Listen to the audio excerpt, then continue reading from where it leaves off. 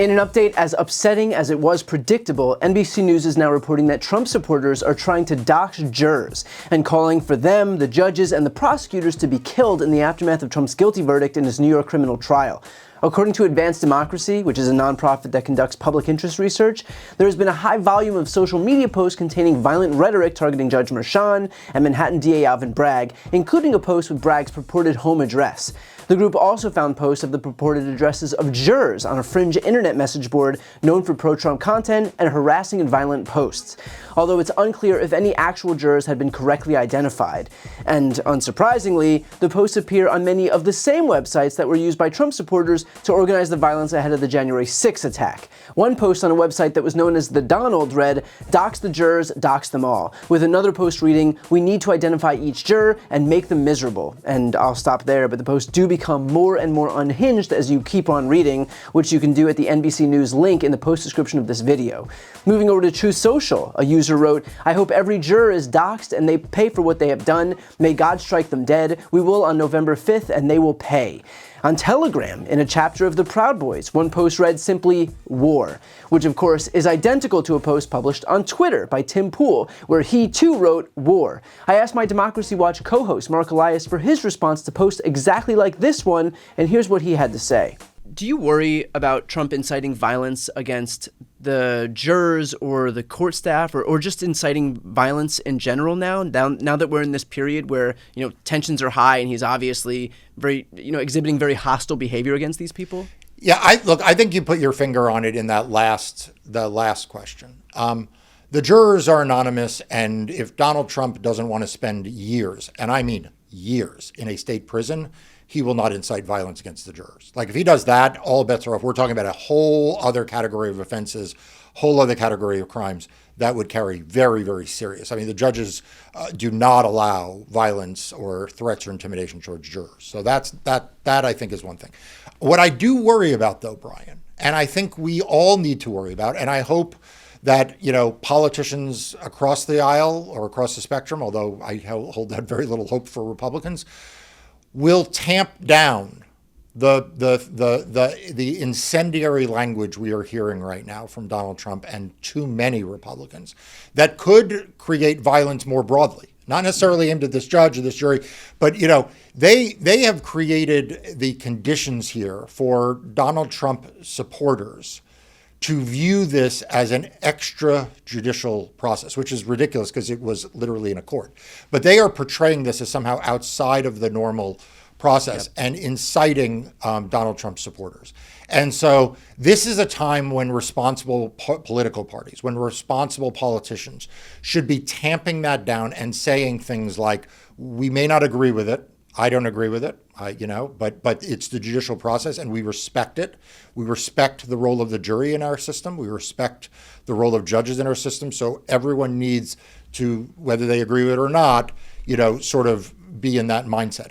But of course, Brian, that's not what we're hearing. In fact, the one Republican who issued that position last night, Larry Hogan, was told that by the Trump campaign that his campaign ended. So I think that Donald Trump and his campaign are inciting, not quieting that kind of vitriol. Okay, well, to that point then, does Donald Trump have any legal obligation to quell these calls for violence from his mouthpieces in the media, for example? We had somebody like Tim Pool just go on Twitter and post the word war. Yeah, I don't think he has a legal obligation to quiet it or to quell it. Again, it may go into this judge's sentencing calculation, though.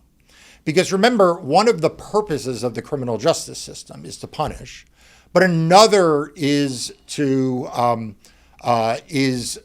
rehabilitate. Right? Those are both competing purposes of sentencing. And so when people show contrition, one of the reasons why they get lower sentences is the person has moved towards sort of a position of repentance and a position of rehabilitation. When they show defiance, then the idea is they need not only punishment, but they actually also need a sentence that will further rehabilitation. Well, his conduct now, whether he is inciting or tamping down, it may very well be part of that atmospheric. But of course, we've seen him do worse. And this is what my message is to the media. We have seen him do worse and be ignored.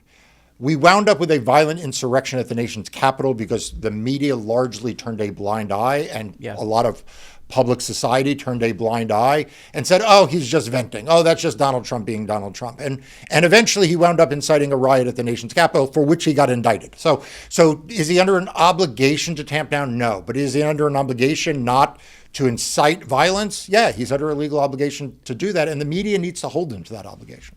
But will the fact that Trump has at least a moral obligation not to incite violence impact him or his behavior at all? Of course not. Because first of all, Trump doesn't care what happens to the people who commit violence on his behalf. Over 1,000 of his supporters were arrested and charged in the aftermath of January 6th. He didn't lift a finger for them. Sure, he claims now that he'll pardon them if he becomes president, but that's quite literally the bare minimum. Did this self-proclaimed billionaire pay for the legal expenses? No, because again, he does not care, and he will only help someone so long as he derives more benefit than they do. And second of all, Trump wants the violence. I can point to a million examples about how Trump and Republicans have leveraged violence as a political tool. January 6th wasn't a bug, it is a feature. It is the Republican Party testing the fence to see where it's weakest so that next time they can succeed where they previously failed. January 6th wasn't a one-off, it wasn't a fluke, it certainly wasn't a mistake, it was a training session and a warning of what's to come. They are banking on Americans becoming normalized to the violence so that the next time we won't be as outraged when they try to get away with it again. But I want to be clear. This is not normal, and we cannot normalize it. What Donald Trump and his mouthpieces are doing by putting jurors and judges and prosecutors' lives at risk is disgusting, it's dangerous, it's anti-American. It should be punished swiftly and severely. And if anyone on the right has even an ounce of integrity left, which I recognize is a tall order these days, they would speak out unequivocally against what's happening right now.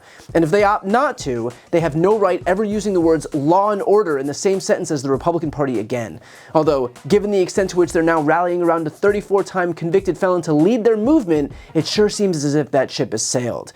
In the meantime, remember one thing. Trump still hasn't been sentenced, so I certainly hope that Judge Merchan is paying attention, because all Donald Trump has to do is give the order to his little underlings to leave the jurors alone, and they would. The fact that he's opting not to do that, but instead inflaming tensions with yet more lies about this prosecution, about the judges, about the witnesses, is sending a clear message to Judge Merchan that far from feeling any remorse or contrition, he revels in the violence and the mayhem.